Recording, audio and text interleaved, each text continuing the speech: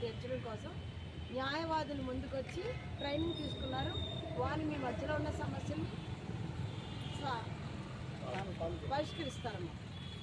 అదేవిధంగా భార్యాభర్త మధ్యలో కూడా గొడవలు వస్తాయి. చాలా వరకు ఎందుకు వస్తాయంటే భార్య గారు ఏం చేస్తారంటే వాళ్ళ అమ్మ నాన్నకి చెప్తారు, భర్త గారు వాళ్ళ అమ్మ నాన్నకి చెప్తారు. వాళ్ళిద్దరూ మాట్లాడుకుంటే అన్ని సమస్యలు రావు.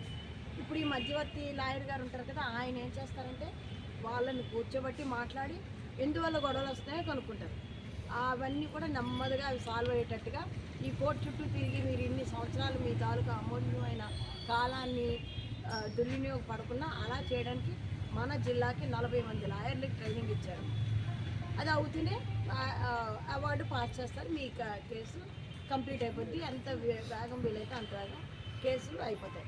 మొత్తం అన్ని కోర్ట్స్లో కూడా ఈ మధ్యవర్తులు వచ్చి కేసెస్ అన్నీ ఆ రూమ్లో తీసుకెళ్ళి సెటిల్ చేస్తారు. ద్వారా జరుగుతుంది. కోర్టులో జడ్జి గారు ఈ వివాదాన్ని ఎక్కడ పంపిస్తారంటే డిఎల్ఎస్ భవనం ఉంటుంది, నా దగ్గర పంపిస్తారు. నా దగ్గర ఒక 40 మంది న్యాయవాదులు నిపుణులయ్యారు. అంటే ట్రైనింగ్ 40 గంటలు తీసుకున్నారు. మన గౌరవ సుప్రీంకోర్టు వారు ఇచ్చారు డబ్బులు. దాదాపు 15 లక్షలు ఖర్చు వెచ్చించి మీ కొరకు, అంటే మీ వివాదాలు సంవత్సరాల తరబడి ఏళ్ల తరబడి ఉండకుండా త్వరగా పరిష్కారం దిశగా ప్రయత్నం చేయడానికే ఇంత ఖర్చు పెట్టారు. ఇప్పుడు ఏంటంటే దీంట్లో అంశము మీ ఇద్దరికి కూడా భాగస్వామ్యం ఉంటుంది. ఎవరైతే మీరు వివాదం పడుతున్నారో కోర్టులో, మీరు కోర్టుకు వస్తుంది, కోర్టు ముద్ర పడుతుంది, జడ్జిమెంట్ లాగా మళ్ళీ వివాదం ఉండదు. బయట ఎక్కడో కాదు, ఇది కోర్టులో జరిగే ప్రాసెస్ ఇదంతా కూడా. మీ కొరకు డబ్బులు వెచ్చించి మన గౌరవ సుప్రీంకోర్టు వారు తీసుకున్నారు.